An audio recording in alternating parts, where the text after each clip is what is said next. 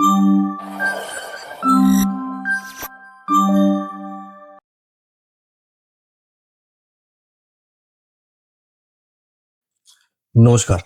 PPF এর আরো একটি ভিডিওতে আপনাদের সবাইকে স্বাগত জানাই। আজ যদিও আমাদের ভারতীয় মার্কেট বন্ধ রয়েছে বি.আর. আম্বেদকর সাহেবজির জন্মদিনের উপলক্ষে, কিন্তু গ্লোবাল মার্কেট ওপেন রয়েছে এবং কালকে আগামী দিনে আমাদের মার্কেটে কি হতে চলেছে আজকে সেটি নিয়ে পুরোপুরি আলোচনা করবো এবং কোন কোন দিকগুলোর উপর আমাদের নজর রাখা যাবে, নিফটির কি পয়েন্টস কি রয়েছে, ওভারঅল মার্কেটের সেন্টিমেন্ট কোন দিকে রয়েছে সেগুলো নিয়ে আলোচনা করা যাবে আজকের ভিডিওতে। তো ভিডিওতে যারা প্রথম এসেছেন তাদেরকে আবার একবার রিকোয়েস্ট করবো আমার চ্যানেলটিকে সাবস্ক্রাইব করে দেবেন এবং নিচের ডিসক্রিপশনে দেওয়া যে লিঙ্কগুলি আছে সেই লিঙ্কগুলিতে ক্লিক করে অবশ্যই জয়েন করবেন। আর এই ভিডিওটি পুরোপুরি এডুকেশনাল পারপাসের ভিডিও, তাই কোনোভাবে কোনো রকম ইনভেস্টমেন্ট টিপস বা ফিনান্সিয়াল অ্যাডভাইজারি হিসেবে এটাকে নেবেন না। চলুন স্ক্রিনের উপর যাওয়া যাক। তো কালকে যেমন আমরা আলোচনা করেছিলাম যে নিফটি আগের দিন নেগেটিভে বন্ধ হয়েছে, ওভারঅল প্রত্যেকটা সেক্টর থেকে শুরু করে প্রত্যেকটা বড় ইন্ডেক্স পুরোটাই আমাদের নেগেটিভে আগের দিন ছিল। সেহেতু আজকের দিনের মার্কেটটা যে জায়গায় দাঁড়িয়ে রয়েছে, প্রথমেই আমি বলে রাখি আজকে যে ইউএসএ ইসরায়েল ইরানের মধ্যে যে কনফ্লিক্টটা চলছে সেই কনফ্লিক্টটার দিকে যদি আমরা নজর রাখি এবং কনফ্লিক্টটা জবে থেকে শুরু হয়েছে সেই রেসপেক্টেড ডেটগুলো যদি আমরা চার্টের উপর দেখি কিভাবে সেগুলো প্রভাব ফেলেছে, সেগুলোর উপর আমাদের একটু নজর দিতে হবে। কবে থেকে ওয়ারটা শুরু হয়েছে, কিভাবে সিজ ফায়ার হলো, স্টক হলো, এই যে মার্কেটের এক একটা স্টেপ এক একটা ডেট অনুযায়ী মার্কেট একটা huge gap up gap down করছে, এই ডেটগুলোর উপর কিন্তু চার্টের উপর একটা প্রভাব পড়েছে। সেইগুলো আপনারা পারলে একটু চার্টের মধ্যে লক্ষ্য করার চেষ্টা করবেন যে এগুলোর ফলে কি কি রকমের চার্ট প্যাটার্ন তৈরি করা হয়েছে। 1 ঘন্টা, 45 মিনিট, 30 মিনিটের চার্টের ওপর সেগুলো কি প্রভাব ফেলেছে ইন্টারডে বেসিসে। আমি ডে বেসিসে বলছি না, ডে বেসিসে ধরুন আমাদের ক্যালকুলেশনটা অন্যরকম ভাবে আমাদেরকে করতে হয়, বাট ছোট টাইম ফ্রেমে স্মলার টাইম ফ্রেমে যদি আমরা দেখতে হয় তাহলে সেগুলো কি প্রভাব ফেলেছে সেগুলো একটু আপনারা লক্ষ্য করবেন। ওই জন্য আমি ডেটগুলো এখানে কিভাবে কি হয়েছে সেগুলো আমি আপনাদেরকে দেখিয়ে দিলাম। এরপর যদি আমি গ্লোবাল মার্কেটের সিচুয়েশন দেখি, গ্লোবাল মার্কেট আপাতত গিফট নিফটি প্রায় 300 পয়েন্টের কাছাকাছি বেড়ে রয়েছে, ডাও জোন্স প্রায় 100 পয়েন্টের কাছাকাছি বেড়ে রয়েছে, বাদ বাকি এশিয়ান মার্কেট ওভারঅল পজিটিভে বন্ধ হয়েছে। আপকামিং যে সিচুয়েশন এখনো পর্যন্ত দাঁড়িয়ে রয়েছে, ইরানের সঙ্গে কোনো কাউরিরই এখন পর্যন্ত কোনোভাবে peace talk deal full and final হয়নি। নেক্সট উইকে আবারও চেষ্টা করা হচ্ছে ইসলামাবাদে তাদের আবার একটা বৈঠক করানোর চেষ্টা করছে এবং আগের দিন আমি যে নিউজটা বলেছিলাম যে রাশিয়া তাদেরকে একটা অফার করেছে ইউরেনিয়াম এনরিচমেন্টটাকে টেক ওভার করার জন্য, সেই কাজে রাশিয়া, ফ্রান্স এরা মধ্যস্থতাকারী হিসেবে এগিয়ে আসতে চেয়েছে এবং চায়নাও সেখানে একটা বড় ধরনের পার্ট নেবে বলে চায়না নিজের তরফ থেকে জানিয়েছে।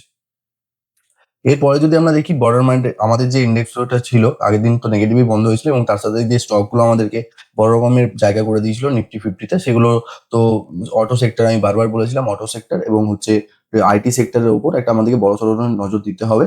সেই অনুযায়ী সেক্টরাল পারফরমেন্স আমরা আগের দিন দেখেছি। সেই জায়গায় দাঁড়িয়ে আমাদের মেইন কি ফোকাসের যে জায়গাটা রয়েছে এখন পর্যন্ত ডিফেন্স, পাওয়ার, টেলিকম এই সেক্টরগুলোর উপর ওভারঅল আমাদের একটা পজিটিভনেস রয়েছে। সেই পজিটিভনেস কিন্তু আবারও বলছি কিন্তু আইটি এবং কিছু কিছু sector like finance sector, PSU banks, energy sector, এই সেক্টরগুলোতে আমাদেরকে কিন্তু একটা বাই অন ডিপের চান্স একটা আস্তে আস্তে হতে দেখা যাচ্ছে, কারণ এইখানে প্রচুর স্টক একটা ডিসকাউন্টের জায়গায় চলে গেছে। সেই স্টকগুলো আস্তে আস্তে কিন্তু ওভারকাম করার চেষ্টা করছে এবং সেই পয়েন্টগুলোর উপর আমাদেরকে নজর দিতে হবে। নজর দেওয়ার সাথে সাথে আমাদেরকে আমাদের ভিউ পয়েন্ট, যদি আমরা কেউ সুইং এর ভিউ বানাই, কেউ শর্ট টার্ম, কেউ লং টার্মের ভিউ বানাই বা কেউ মিড টার্মের ভিউ বানাই, কি রেসপেক্টে আমরা সেই জায়গাটা তৈরি করছি, কি ভিউ সেখানে থাকছে সেগুলো কিন্তু অবশ্যই দেখতে হবে।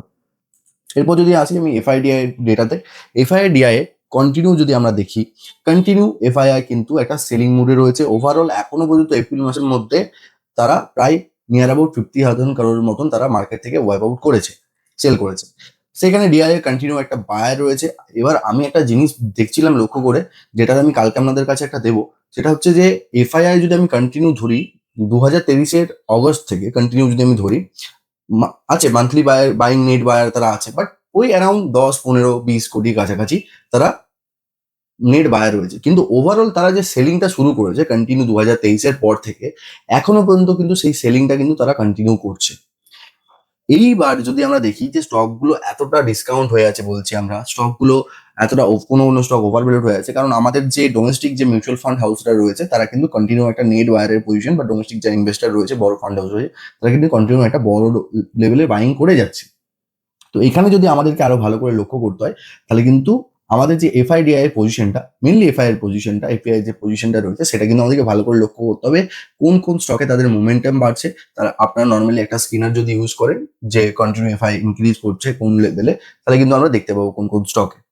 এরপর যদি আমরা দেখি কালকের নিফটি প্ল্যানিং, যেটা আমাদের কিভাবে কি করব, দেখেছেন আগের দিন আমরা দেখেছেন যে আগের উইকে আমরা যেটা বলেছিলাম যে কি লেভেলগুলো, যেমন হচ্ছে 23,915, আমরা হচ্ছে 24,000, 23,750, 23,580 থেকে 23,500 কাছাকাছি যে সাপোর্ট লেভেলটা, যেখান থেকে নিফটি আগের দিন বাউন্স ব্যাক করেছে, এই লেভেলগুলো আমাদের দুর্দান্ত হয় কাজ করেছিল। কারণ আমরা শুধুমাত্র লেভেলের উপর তো বিশ্বাস করতে পারি না, আমাদের কিন্তু মার্কেটের যে স্ট্র্যাটেজিটা রয়েছে, যে আমাদের ট্রেন্ড ডিভিশনটা রয়েছে, সেই ট্রেন্ডের উপর বিশ্বাস করে কিন্তু আমরা মার্কেটের ওভারঅল কাজটা করি। এবং আমরা কিন্তু হওয়ার পর হয়ে গেল মিড মার্কেটে যে হতে চলেছে এরকম না। আমার চেষ্টা থাকে যে আমি আপনাদের সামনে যেটা দেবো সেটা হচ্ছে আমার ডেটা ড্রিভেন, আমার সিস্টেম ড্রিভেন একটা জায়গা রিসার্চ, সেখান থেকে যেন আপনারা বেনিফিটেড হন। এবং সেই জায়গাটা ডেটাটা আমরা চেষ্টা করি যেন সে তার অ্যাকুরেসিকে যথেষ্টভাবে মেনটেন করা। আজকে যদি আমি দেখি নিফটি যে অবস্থায় ক্লোজিং দিয়েছে 23,842, 40-এর কাছাকাছি, সেই জায়গায় দাঁড়িয়ে নিফটির দুটো কি লেভেল এই উইকের জন্য, আপকামিং যে এক্সপায়ারি আছে 21 এপ্রিল যেটা আসছে, সেই এক্সপায়ারির জন্য দুটো কি লেভেল হচ্ছে খুব ভাইটাল। একটা হচ্ছে 24,520 আপসাইড, ডাউন সাইড হচ্ছে 23,165। এই দুটো লেভেল হচ্ছে কি লেভেল এই এক্সপায়ারির জন্য। যদি ব্রেক করে সাস্টেন করে, তাহলে আমি সেখানে আমার ভিউ চেঞ্জ করতে পারবো, তাহলে জানবো যে আমার ওই জায়গাটা কাজ হয়ে গেছে। কারণ আজকে যে জায়গায় গিফট নিফটি দাঁড়িয়ে রয়েছে বা ওয়ার্ল্ড মার্কেটের সিচুয়েশন আজকে যে জায়গায় আছে, সেটা সেইটা দেখলে কিন্তু বোঝা যেতে যাচ্ছে যে কালকে অ্যাটলিস্ট 100-150 থেকে 200 পয়েন্ট গ্যাপ আপ হতেই হলো, গ্যাপ আপ হয়ে গেল, বাট সেখান থেকে সাস্টেন করলো কোথায়? কারণ কি আমাদের আগের যে ভাইটাল পয়েন্টটা রয়েছে, আপনি যদি স্ট্রং রেজিস্ট্যান্স যে জোনটা দেখেন 24,290 থেকে 24,565, এর মিডিলে কিন্তু আমাদের একটা ভাইটাল পয়েন্ট রয়েছে, সেটা হচ্ছে 24,335 থেকে 360। এটা কিন্তু আমাদের কাছে এখনো ইনট্যাক্ট। কারণ আমি যখন বলেছিলাম আপনাদেরকে যে 23,915 একটা ভাইটাল পয়েন্ট, উপরে হচ্ছে 24,335, যতক্ষণ না ওটা ব্রেক করে 2 থেকে 3 দিন সাস্টেন করে হোল্ড করছে, ততক্ষণ কিন্তু মার্কেটে ফার্দার বুলিশনেস নেই। এই না যে ব্রেক করে দিল সেখান থেকে পড়ে গেল তার মানে ওই লেভেলটা আমার ফলস হয়ে গেল, এরকম কিন্তু নয় একবারে। নেক্সট যে রেজিস্ট্যান্সটা রয়েছে 24,050 থেকে 24,100, সেটা আমি চার্টে দেখিয়ে দেবো যে আমি পার্টিকুলারলি কোন জায়গাটা আমি বলছি, সেটা আমি একটু পরে চার্টে দেখিয়ে দেবো। যদি আমার যে নেক্সট যে সাপোর্ট লেভেল সেটা রয়েছে 23,555 থেকে 600 পর্যন্ত, যেটা আগের দিনে সাপোর্ট ছিল, সেটা নেক্সট একদম যে স্ট্রং সাপোর্ট রয়েছে সেটা হচ্ছে 23,400 থেকে 23,120 মধ্যে। ওভারঅল যেটা আমার 23,165, যেটা পারফেক্ট পয়েন্ট। এইটা রয়েছে আমার নিফটির কালকের ওভারঅল এই উইকটার জন্য, এই এক্সপায়ারি উইকটার জন্য আমার ভ্যালিড পয়েন্ট। কালকের জন্য কি পয়েন্ট রয়েছে সেটা আমরা একবারে চার্টে দেখবো লাইভলি। এবং যদি আমি বলি স্টকের ক্ষেত্রে, আমি স্টক স্পেসিফিক কোনো অ্যাকশন বলছি না, বাট যেহেতু আমাদের Q4 রেজাল্টগুলো আস্তে আস্তে পাবলিশ হচ্ছে এবং কিছু কিছু রেজাল্ট আমাদের ভাইটাল রয়েছে এই উইকে, সেই জায়গায় দেখতে গিয়ে আইসিআইসিআই গ্রুপের যে স্টকগুলো আছে সেই স্টকগুলোর উপর আমাদের একটু নজর রাখা যেতে পারে। তাহলে কি হতে পারে, সেখান থেকে আমরা কিছু অপরচুনিটি খুঁজে পাতে। এটা কোনো রেকমেন্ডেশন কিন্তু নয়, আমি জাস্ট বললাম স্টাডি পারপাসে আইসিআইসিআই গ্রুপের যে স্টকগুলো রয়েছে সেই স্টকগুলোর উপর নজর রাখা যেতে পারে। এরপর যদি আমরা দেখি আমাদের যে স্টক যে ফোকাসগুলো আর্নিং যেগুলো বেরোতে পারে, সেটা হচ্ছে এইচডিবি ফিনান্সিয়ালের রেজাল্ট রয়েছে, উইপ্রো রেজাল্ট রয়েছে, এইচডিএফসি ব্যাংক রয়েছে, বাজাজ ফিনান্স রয়েছে, আইসিআইসি ব্যাংক রয়েছে, ইনফোসিস রয়েছে। এই মেন মেজর কোম্পানি, নিফটির যে মেজর কোম্পানিগুলো রয়েছে তাদের কিন্তু রেজাল্ট রয়েছে। এই রেজাল্টগুলোর উপর কিন্তু মার্কেটের একটা বিশাল বড় ইম্প্যাক্ট পড়তে আমরা আগেও দেখেছি হিস্ট্রিক্যালি, এখনো সেটা দেখতে পাবো। এবং সেখান থেকে স্টকগুলো কিভাবে ডিসকাউন্ট হয়, কারণ যখনই একটা ডিভিডেন্ড অ্যানাউন্স হয় তারপর দেখেছি আমরা স্টকগুলোকে তার এগেনস্টে একটা তার সমপরিমাণ কিন্তু একটা ডিসকাউন্ট হতে দেখেছি, সেগুলোর উপর কিন্তু আমরা সেখানে একটা অপরচুনিটি খুঁজে পেতে দেখেছি, সুইং এর জন্য, শর্ট টার্মের জন্য একটা অপরচুনিটি খুঁজে পেতে দেখেছি। তো সেই জায়গায় আপনারা সেটাকে লক্ষ্য করবেন। এরপর যদি আজকে আমরা কিছু নিউজ বেস দেখি, নিউজ যদি আমরা ফোকাস করি, ইরান ইউএস যে কনফ্লিক্টটা চলছে তার আজকে একটা বড় নিউজ হয়েছে, ফ্রান্স আর ইউকে তারা একটা ভিডিও কনফারেন্সের মাধ্যমে তাদের যে হরমুজের যে শিপিং সিকিউরিটিটা রয়েছে তা সেই তাদের জন্য একটা মিটিং অ্যানাউন্স করার চেষ্টা করছে, যেন কনফ্লিক্টটাকে শুনে যে ইউএসএ যে ব্লকেটটা করছে হরমুজের উপর সেটাকে যেন বন্ধ করা যায়, যেন অন্যান্য দেশে যে এনার্জি যে ক্রাইসিস রয়েছে সেটা যেন না এই চরম জায়গায় পৌঁছায়। ইরান একটা এস্টিমেট দিয়েছে ইউএসএ কে যে আমাদের এই যুদ্ধ বা স্ট্রাইকের জন্য আমাদের 270 বিলিয়ন আমাদের এখনো পর্যন্ত নষ্ট হয়েছে, সম্পত্তি বা আর্থিক অবস্থা খারাপ হয়েছে। তো যে 10টা পয়েন্ট ওরা দিয়েছিল ইরান আমেরিকাকে, তার মধ্যে কিন্তু এটা ছিল যে সমস্ত যে যুদ্ধের যে ক্ষয়ক্ষতি হয়েছে সেগুলোকে কিন্তু ইউএসএ কে ভর্তুকি দিতে হবে বা ভরপাই করতে হবে। এটা কিন্তু ইউএসএ কোনোদিনও মানতে চায়নি। এখনো পর্যন্ত এই জায়গাটা কোনোদিনও তারা হ্যাঁ করেনি বা ইয়েস করেনি যে না আমরা এটাকে মেনে নেবো। ইউরেনিয়াম এনরিচমেন্ট, হরমুজ দখল, খার্ক আইল্যান্ড, এইগুলো তো আমি বাদই দিলাম, এই পয়েন্টগুলো আমি বাদই দিলাম, এগুলো তো ছেড়েই দেন। কিন্তু এই যে ক্ষয়ক্ষতির যে পরিমাণটা তারা রিপের জন্য এগ্রি করবে বলেছিল, মানে ডিসিশন জানাবে বলেছিল, কিন্তু সেই জায়গায় কিন্তু কোনোদিনও এটাকে নিয়ে কিছু ইউএসএ বলেন। ভ্যান্স, যিনি আমাদের আমেরিকার ডেপুটি প্রেসিডেন্ট রয়েছেন, তিনি বলেছেন, ভাইস প্রেসিডেন্ট রয়েছেন, তিনি বলেছেন ball is in the Iranian court. আমরা আমাদের জায়গায় আমরা যা বলার বলে দিয়েছি, এবার যা করতে হবে ইরানকে করতে হবে, এটা তার স্পষ্ট বাংলায় বক্তব্য। ইরানের গভর্নমেন্ট বা ইরানিয়ান যে ম্যানেজমেন্ট রয়েছে, ইরানিয়ান গভর্নমেন্টের যে ম্যানেজমেন্ট রয়েছে, টপ ম্যানেজমেন্ট রয়েছে, তারা এবার কি করে, তারা এবার কি ভাবে, সেটা এখন পুরো বিশ্ব দেখার চেষ্টা করছে। এবং ইসরায়েল একটা কিন্তু মাঝখান দিয়ে বড় ধরনের প্রেসারে আসতে চলেছে, কারণ অনেক দেশ তাদের সঙ্গে যে ডিল ছিল, সামরিক ডিল ছিল, সেই ডিল কিন্তু আস্তে আস্তে ক্যান্সেল করতে শুরু করেছে। সেই জায়গায় ইসরায়েলের কি জায়গা থাকে, লেবাননের সাথে তার যে আবার একটা কনফ্লিক্ট শুরু হয়েছে, সেই জায়গায় তাদের কি স্টেপ নিতে পারে তারা, সেই জায়গাটা দেখতে হবে আমাদেরকে। এরপর যে আমাদের কি ফ্যাক্টর যেগুলো রয়েছে, কিছু ইভেন্ট বা কিছু ডেটা আমাদেরকে যেটা দেখতে হবে ম্যাক্রো ইকোনমিক্সে, সেটা হচ্ছে আমাদের সিপিআই ইনফ্লেশন যেটা হয়েছে, সিপিআই ইনফ্লেশনটা আগের তুলনায় একটু বেড়েছে। ঠিক আছে, ইউএসডি আইএনআর ক্রমশ আস্তে আস্তে বাড়ছে, টাকার ভ্যালু আস্তে আস্তে সেই জায়গায় গিয়ে কোন জায়গায় গিয়ে ঠিকছে আমরা সবাই দেখতে পাচ্ছি। ক্রুডের দাম কালকে অলমোস্ট হাই ছিল, রাতে একটু নিউজ আসার পর আবার একটু পড়েছে। ইন্ডিয়া ভিক্স কন্টিনিউ এখন পর্যন্ত আপসাইডে 20-র ওপরই ট্রেড করার চেষ্টা করছে। আমি এফআই যেটা বললাম, প্রায় 48,000 কোটি টাকার মতন এফআই আউটফ্লো হয়েছে। গোল্ড প্রায় 10 লাখের কাছাকাছি ট্রেড করছে। রিস্ক ফ্যাক্টর যেটা হচ্ছে স্টেট অফ হরমুজের যে ব্লকেটটা রয়েছে, আমি যেটা বললাম, সেটা এখন পুরো সব দেশের কাছে একটা হিউজ পরিমাণে কনসার্ন।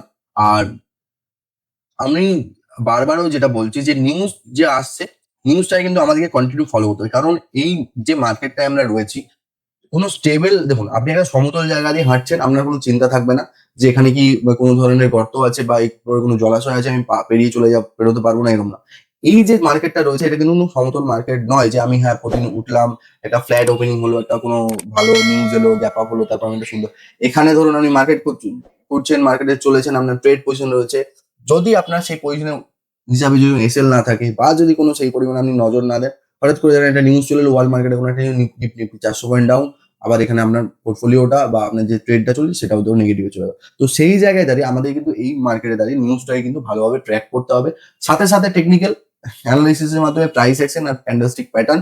এবং আমাদের বারবার যে আমি জায়গাটায় জোর দিচ্ছি যে জোন, ইম্পর্টেন্ট জোন কোন জায়গাতে, কোথায় থেকে আপনি ট্র্যাপ হতে পারেন, কোথা থেকে স্মার্ট মানি আপনাকে ধরতে পারে, কোথায় থেকে আপনার এসএল যেতে পারে, বা কোথায় থেকে আপনার এন্ট্রি পয়েন্টে রাইট হতে পারে, সেই জায়গাগুলোতে আপনাকে জোর দিতে হবে।